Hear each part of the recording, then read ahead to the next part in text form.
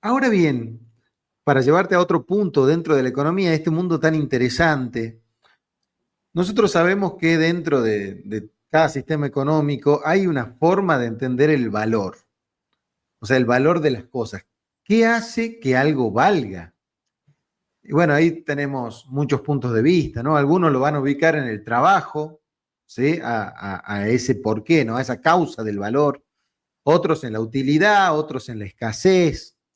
Pero bueno, más allá de eso, la cuestión del valor es muy importante en la economía y por ahí no se da o no nos estamos dando cuenta de qué tipo de sentido del valor tiene, ¿no?, un sistema económico u otro. Vos fíjate que acá en Argentina, ahora con Milei, una especie de ultraliberal, eh, y veníamos de una especie de socialistas, bueno, algo extraño, ¿no? Un peronismo de izquierda, bueno, acá cuestiones, digamos, políticas de Argentina, y nosotros vamos como brincando de un lugar a otro, quizá ahí en Perú pase algo parecido.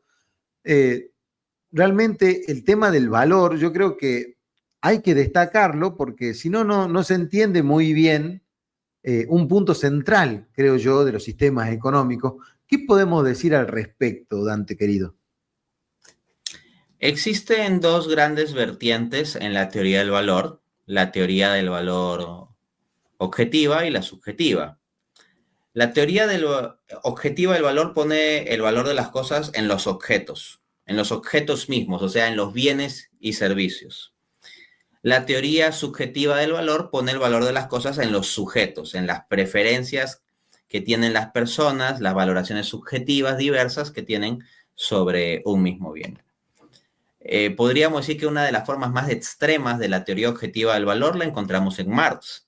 Y por eso es un apunte muy inteligente el que haces al decir que la teoría del valor tiene vinculaciones de cómo entendemos la economía o incluso políticamente qué es lo que se sigue de ese entendimiento de la economía.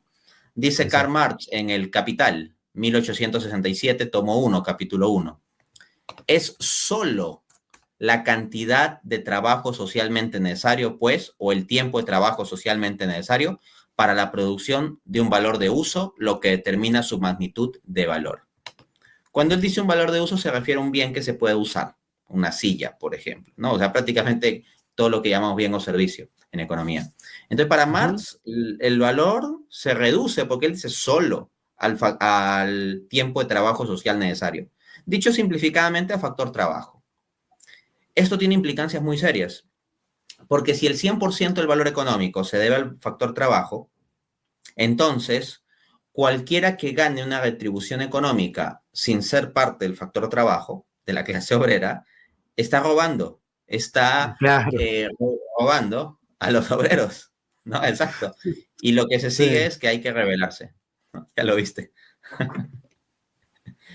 De otro lado, tenemos la teoría subjetiva del valor, pero ojo, entonces notemos que una implicancia de la teoría objetiva del valor, al menos en la formulación marxista, porque, ojo, hay otras formulaciones también de la teoría objetiva del valor que pueden tomar en cuenta los costos, las materias primas, más ampliamente, ¿no? El propio Marx lo de las materias primas como que un poco y de la naturaleza lo dejaba de lado. Él decía como que la naturaleza nos brinda y ya, punto, ¿no?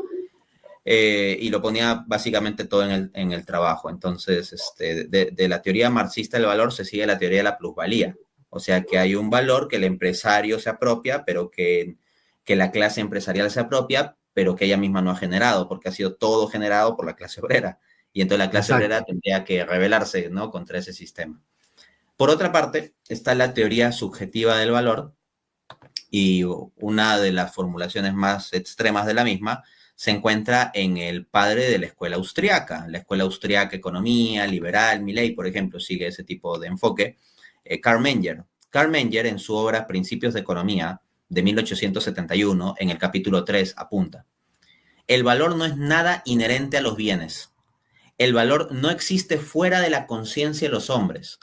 El valor de los bienes es totalmente subjetivo. Entonces, el valor simplemente sería la valoración que cada sujeto tiene. Y de este modo, un helado no tiene un valor intrínseco, no tiene ningún valor intrínseco un helado, sino vale en función de si a uno le gusta más o menos el helado, de si está en verano o si está en invierno.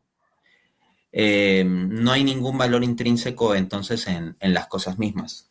Ahora, en esta cuestión también se siguen implicancias políticas o de economía política, porque si el valor es simplemente algo subjetivo, cualquier cosa que un individuo esté dispuesto a pagar libremente por un bien estará bien.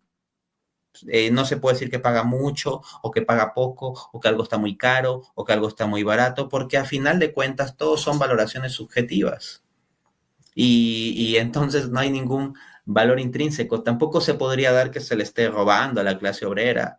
Simplemente los obreros obtienen un salario que es un subproducto de las valoraciones subjetivas que la sociedad ha hecho de su trabajo.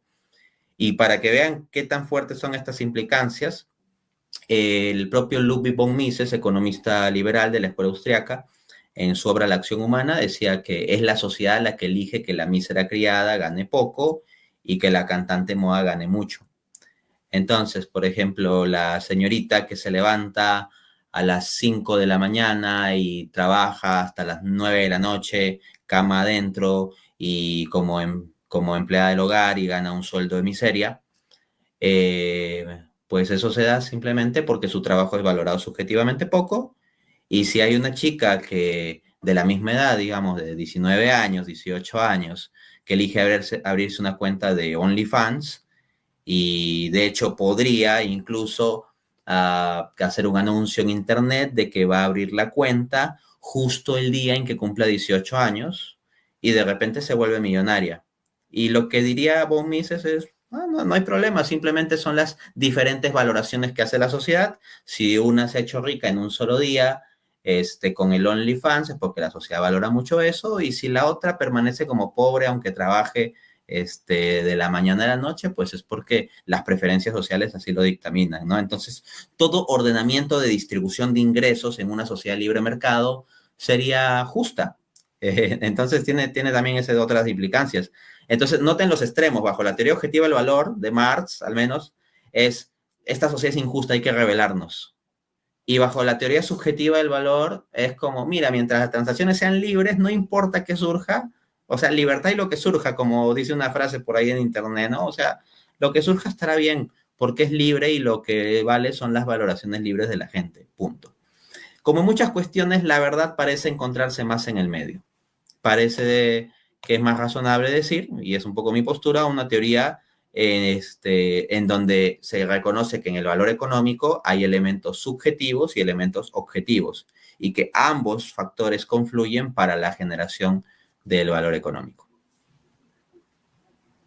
Excelente. Porque te lo pregunto porque en Argentina, en particular, tenemos un economista que se llama Guillermo Moreno, no sé si lo conoces, fue durante el kirchnerismo mucho tiempo un personaje que, bueno, dominó básicamente el ámbito económico en Argentina, y él plantea mucho esto de hacer costos, ¿no? Hacer costos, y uno plantea, ¿está caro o barato? ¿No? La cuestión, sobre todo en posiciones, en un país que tiene posiciones inflacionarias constantes. Entonces uno no sabe muy bien qué es caro y qué es barato, y en relación a qué, ¿no? Uno no lo entiende muy bien. Y sobre todo cuando se arma acá una especie de hecatombe cada tanto, ya no sabes cuánto vale, la verdad, un kilo de pan, ya si pagué mucho, pagué poco, hasta que se vuelven a acomodar un poco los precios, ¿no? De referencia. Pero él siempre planteaba esta cuestión: hacer costos es importante, porque si no hacemos costos, ¿cómo podemos saber si está caro o barato?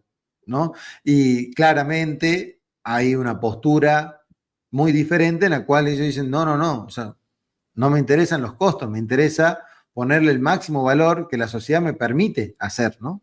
Y claro, evidentemente hay bienes en el cual, por ejemplo, bienes que son inelásticos, ¿no? O sea, una medicina, o sea, que no dependan, digamos, de la elasticidad precio. Entonces ya se empieza a complicar si yo tengo esa mirada, ¿sí? Que es una mirada un poquito buitre, ¿no? O sea, de querer sacar todo lo que se puede a la mayoría de la población en general.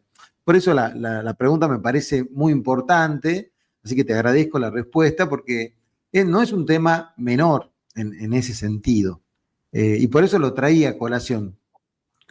Así que bueno, no, nada, te quería comentar el porqué de la pregunta, sobre todo, bueno, que la gente pueda entender que esto requiere realmente una mirada realista, ¿no? O sea, a mí me gusta hacer economía desde la realidad y no meramente del formalismo, por eso empezamos justamente con la primera pregunta acerca de la economía o la economía situada, ¿no?